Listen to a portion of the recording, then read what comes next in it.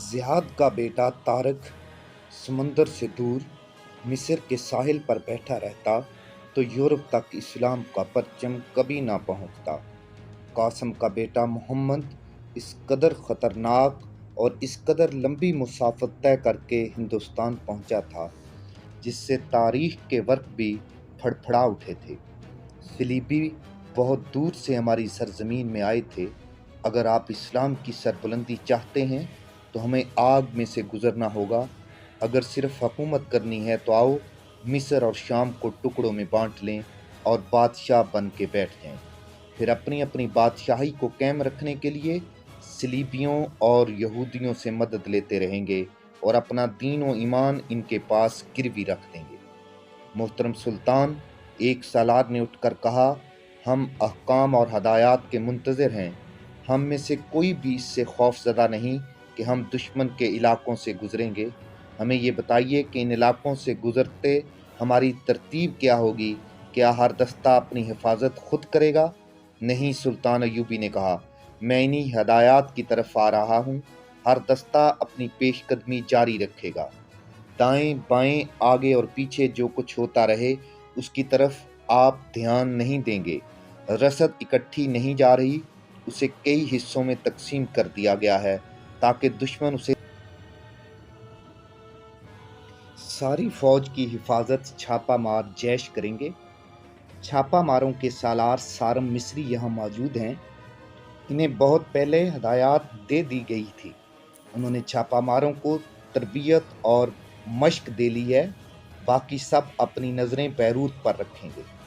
सुल्तान अयूबी ने हर किस्म की हदायत देकर कहा, कूच आज रात के पहले पहर होगा और सबसे ज़रूरी एहतियात ये करनी है कि इस कमरे से बाहर किसी को पता ना चले कि हमारी मंजिल क्या है। सिपाहियों और कमांदारों तक के कान में न पड़े कि हम कहाँ जा रहे।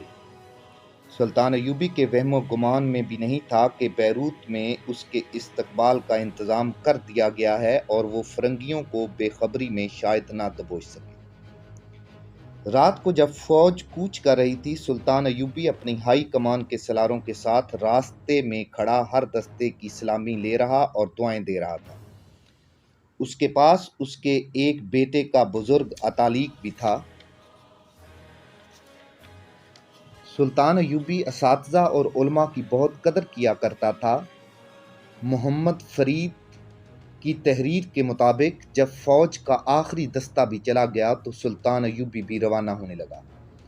उसके बेटे के अतालीक ने अरबी का एक शेर पढ़ा जिसका तर्जमा यूं है, आज नज्द के फूल अरार की खुशबू से लुत्फ उठा लो, शाम के बाद ये फूल नहीं मिला करते। उस वक्त तक सुल्तान अयूबी का मजाज हशाश बशाश था, मगर ये शेर सुनकर उस पर उदासी तारी हो गई। उसने बवक्त रुखसत इस शेर को बदशगुनी समझा। वो फौज के पीछे रवाना हो गया। रास्ते में उसने अपने सलारों से कहा, इस बुजुर्ग से मुझे तवक्का थी कि अलविदाई के वक्त दुआ देंगे। उन्होंने ऐसा शेर सुना दिया जिसने मेरे दिल पर बोझ डाल दिया है, और हुआ भी यही कि इस रवानगी के बाद सुल्तान अयूबी मिस्र आ ही न सका। इसकी बाकी उम्र सरजमीन अरब पर जंगो जदल में ही गुजर गई। मिस्र वालों को एरार का ये फूल फिर कभी नज़र नहीं आया। सहरा का वो खित्ता बड़ा ही होलनाक था जहाँ सलीबी जासूसों और तखरीबकारों का काफिला दाखिल हो गया था। इसाक उनका कैदी था, लेकिन अब उसके हाथ बंधे हुए नहीं थे। 2 दिन और 2 रातें उसके हाथ खाने के वक्त हर वक्त बंधे रहते थे। उसने उस पार्टी के सरबराह से कहा था कि वो भाग नहीं सकता, भाग कर जाएगा कहाँ? प्यादा तो वो कहीं जा नहीं सकता। बड़ी मुश्किल से 2 कोस चलेगा और सहरा उसे इसी तरह बेहोश करके ख़त्म कर देगा जिस तरह वो बेहोश होकर पकड़ा गया था। सरबराह ने अपने साथियों से मशवरा करके हाथ खोल दिए थे और उनसे कहा था कि इस पर नज़र रखें। इसहाक तुर्क ने उन पर इत्माद जमा लिया। उसने सुल्तान अयूबी और दूसरे मुसलमान हुक्मरानों को बुरा भला कहना शुरू कर दिया था। उसने सलीबी सरबराह को यकीन दिला दिया था कि वो उनका जासूस बन जाएगा, मगर उससे जब ये पूछते कि वो क्या राज लेकर जा रहा था तो वो सही जवाब नहीं देता। 2 सलीबी लड़कियों की रकाबत بدستور چل رہی تھی۔ میرینا اپنے سربراہ کی منظور نظر تھی اور باربرا کو سربراہ نے اس حد تک دھتکار دیا تھا کہ اس کے ساتھ جو بھی بات کرتا طنزیہ انداز سے کرتا۔ باربرا بجھ کے رہ گئی۔ میرینا اس کوشش میں تھی کہ وہ اسحاق ترک کے سینے سے وہ راز نکال لے جو وہ قاہرہ لے کے جا رہا تھا۔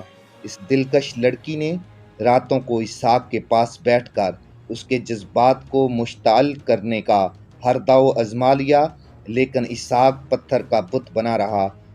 باربرا کی خواہش یہ تھی کہ اسحاق میرینا کو کچھ بھی نہ بتائے۔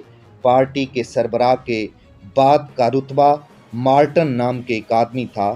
یہ آدمی بار بار باربرا کو چاہتا تھا، مگر باربرا نے اسے بری طرح دھتکار دیا تھا۔ وہ اس لڑکی کو دھمکیاں بھی دے چکا تھا کہ اس نے قاہرہ میں جو غلطیاں کی ہیں اسے اس کی سزا دلائے گا۔ یہی دھمکی اسے سربراہ بھی دے چکا تھا۔ وہ مایوس تو تھی ہی، اب خوف زدہ بھی رہنے لگی۔ باربرا کا خون اس وقت کھولتا جب میرینا اس کے ساتھ طنزیہ بات کرتی تھی۔ ایک روز اس نے باربرا سے کہا، باربرا تم اس کام کے قابل نہیں ہو، تمہاری کھوپڑی میں دماغ ہی نہیں ہے، تم کسی قہوہ خانہ میں ناچنے اور گاہکوں کا دل پرچانے والی عورت ہو۔ میرا کمال دیکھو، صحرا میں بھی ایک مسلمان جاسوس پکڑ لیا ہے، یہ میرا شکار ہے، تم اس کے قریب نہ جانا، بیروت میں اس کا مجھے انعام